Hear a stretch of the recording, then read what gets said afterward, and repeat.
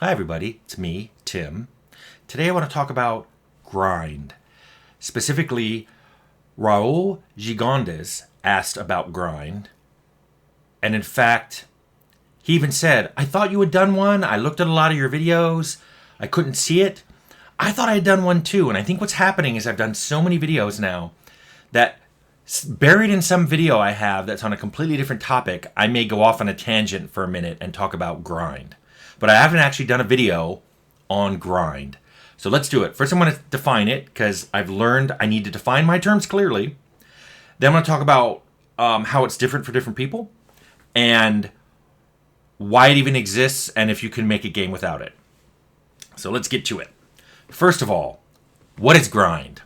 Well, at the highest level, you can think of grind as anything in a game that you do over and over and over and over to achieve some goal in the game. Maybe it's getting XP, maybe it's to get an item that drops, maybe it's to get material for crafting, whatever. If you have to do it over and over and over and over and over again, a lot of people call that grind. I'll give you a perfect example of grind. The first time I remember seriously having encountered grind when I was playing EverQuest back in the late 90s. They had a lot of trash mobs, and they also had mobs because once you got over a certain level above a mob, it would often stop being kill on sight to you, and it became a trash mob. So what was a great mob for a level 1 or 2 character to take on when you were level 30, they were trash. You could throw one AoE spell and blow them all away. Well, here's the interesting thing. Necromancers, to summon their pets, needed bones. And bones dropped off high-level skeletons just as frequently as they dropped off low-level skeletons. So the easiest thing for you to do as a necromancer was go to some level 1 zone and kill all the skeletons in it. Because then they drop their bones and you could get them. Now, it was faster to do that yourself. Just run in there, AoE, a bunch of skeletons, loot their bones, take off. The nice thing to do, however, would be to yell out, hey, I will pay a platinum for a stack of 20 bones, and let all the first and second level characters run around, get those bones, which weren't marked no drop. Then they could come over, they could give you the bones, which you really wanted, and you could give them a plat, which they really want, which to you at like level 20 or 30 is, I got a ton of plat. They don't. Everybody wins. Didn't always happen, but I just remember that being a source of grind because even when you're level 30 and 40, when it's absolutely not a problem for you to get bones, your pets at that level still needed bones to be summoned. I always thought that maybe they should drop it after about level 15 or 20. Like you now have, because they give you new spells for higher level skeletons and just say they don't need bones. But they didn't do that. From this description, though, you can see that grind is different for different people. One person's grind is another person's fun. An example of that is when you're farming things, when you're farming materials, or you're farming certain enemy types. Either you're looking for drops, or you're looking for reputation, or you're looking for XP. It doesn't matter. Some people thought farming was fun, and other people hated it. I knew people in EverQuest who loved to sit on spawn points and wait for things to spawn, kill them. They would just sit there and they'd chat with their friends. You know, they'd sometimes do it in a group. They'd chat with their friends, the mob would spawn, they'd kill it, they'd collect the loot, and then they'd sit down and talk some more. One of my friends called EverQuest a chat room with orcs. And that's how they treated the game. Now, a lot of people hate grind. They hate it. They hate it so much. There are so many diatribes on grind. Go to any game forum board, go to Reddit, go wherever you want. People are like, grind is stupid. I hate grind. Grind is boring. But then you have people weigh in and go, I love grind. It's fun. It's relaxing. It gives me a feeling of accomplishment. Another friend of mine thought grind in some games. We were talking about grind. And he thought, well, that's just arcade play. You know, it's an RPG, but at this point, it becomes an arcade-like game. You're like, you know, you're going in, you're boom, boom, boom, see how many of these you can kill, see how many things you can get in one fireball, see how many things you can get with one grenade. It's just an arcade style of game. And I'm like, okay. And then one last thing about why it differs. Sometimes it depends on the game. You can have two procedures that if I described it to you would sound like grind, where you have to go in and kill a lot of creatures. You have to clear an area.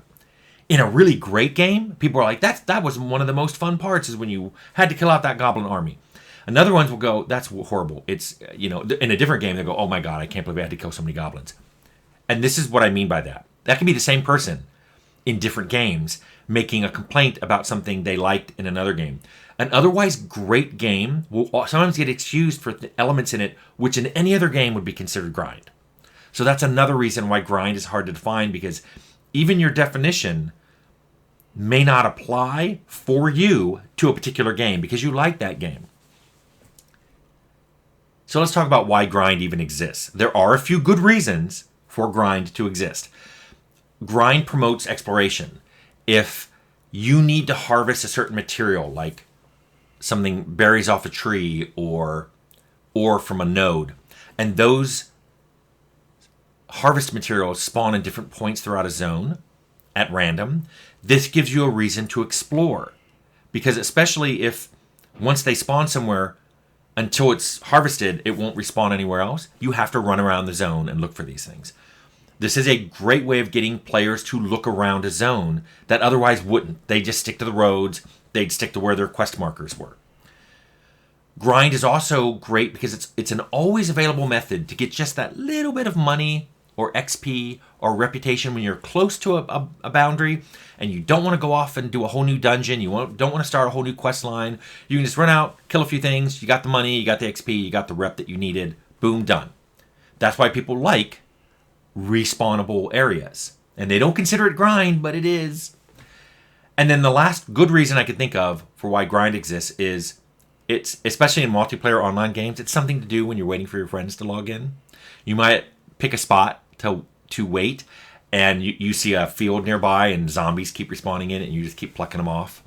It's just fun. It's something fun to do. Maybe you're making a sliver of XP. It's just something fun to do while you're waiting for your friends. However, I will admit there are a lot of bad reasons grind exists. Probably the most common reason grinds in games is it's so easy to make. You have a spawn point. It spawns some kind of monster. You just put it on schedule. So, every 20 minutes it checks, and if the monsters are dead, it respawns new ones. Boom. Trivial. It also makes the game longer. If while you're playing a game, you have to grind your way through some areas that don't seem that fun and are just full of trash mobs. I remember the word trash mob. That just makes the game feel longer. It makes the game longer. And for a lot of people, that is the first thing they ask about a game. How long is it? They don't ask what the quality level is. They don't ask, how long is it? And if it's under like 20 hours or 15 hours, well, that's bad. So guess what? Those people who primarily decide to buy a game based on its length are encouraging game developers to add grind just to get their length numbers up. And then finally, grind keeps people playing. It's a psychological ploy to keep you either in the game playing because there's still more things to kill, or to make you come back because you're like, oh, I never got that, magic stone that thing drops. I'm going to go, my friends aren't on tonight. I'm going to go camp that spawn point to see if I can get that magic stone. Hey, made you come back to the game. Which leads me to my third thing. Can you design a game that has no grind? Yes, you can. Just design your content that for any purpose somebody would want to do content. XP, crafting, money, whatever. Make sure that you never have any grind that is required, and make sure that there's non-grind content that provides everything they need. So if you have designed your XP curves for how they level up, make sure the quests that they do along the main story arc, with a few side quests here and there, give them all the XP they need, all the crafting materials they need, all the money they need. If you do that, no one has to grind. So now grind is avoidable. So if people complain about grind, you're like, you don't have to do it. There's nothing you needed from that field of zombies. However, I'm going to give you some caveats. People will invent grind even when you didn't intend for it to be grind. If You have a monster that spawns every 20 minutes. And it drops anything at all. Some people will turn that into a farming opportunity and call it grind, even though it was not your intent. Your intent was just, hey, every night zombies spawn in this old cemetery. What? They drop jewelry? I'm going to grind it for money. Oh, they're worth 10 XP each? I'm going to grind it for XP. That was not your intention. Your intention was, you've been told the cemetery's haunted, so there are zombies there at night. It's a lore thing. You did not intend it to be grinding. Boom, it's grinding. Also, some people, once they master a skill or a behavior in the game or whatever it is they have to do, once they have it at the highest level, they will consider anything that requires them to use that a grind. So if you max out lock picking, if you get your lockpick skill up to the maximum the game allows, when they encounter lockpicks after that, a lot of them are like, oh, what a grind. Because it doesn't give them anything. They don't get any skill from it. Maybe they don't get any XP from it. Oh, it's a grind. Do you want just all locks to disappear from the world when you have a max lockpick skill? It's a weird thing, but just be aware that even though things you'd put in that you didn't intend to be a grind, people will consider it a grind. Another reason it's hard to avoid what people consider to be grind is people run out of things to do faster than you can make it. So if people like doing quests, but there are only so many quests they can do, so you're like, I make daily quests that people will call those grinds. Oh, there's a guy who gives out a kill quest every day, grind. But these are people who want a quest to do, and they've run out of the main story quests, which, assuming your storyline isn't infinite, you will eventually run out of them. So people run out of things to do, and then what's left to do, they will just call grind. So even though you don't intend it to be grind, it'll be grind. And then finally, I mentioned that people will complain about length. I have made games that have absolutely zero grind, and then people complain how short they are. The original Fallout. Things didn't respawn. There was no place to go grind. If you wiped out Necropolis, it stayed wiped out. The only way you can potentially grind in that game is just go back and forth in the world map, hoping to get random encounters you can attack. That's the only way of getting things to spawn. Once you clear out a map, it's cleared. People thought Fallout was too short. And Fallout was, 40 hours? But this is back in the day where an RPG would run you 80 to 120 hours. Outer Worlds was 15 to 20 hours. People complained it was too short. But we didn't want to put in grind. So if you try to make a game without grind, be aware that some people out there, the same people who complain about grind, will possibly call your game too short. That's why I even told the team on Outer Worlds, if the biggest complaint we get is it's too short, it's a complaint I will gladly accept.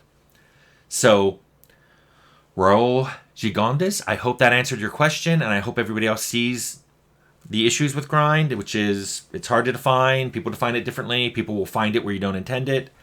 And it has some good reasons to be there. And a lot of bad ones too. Grind.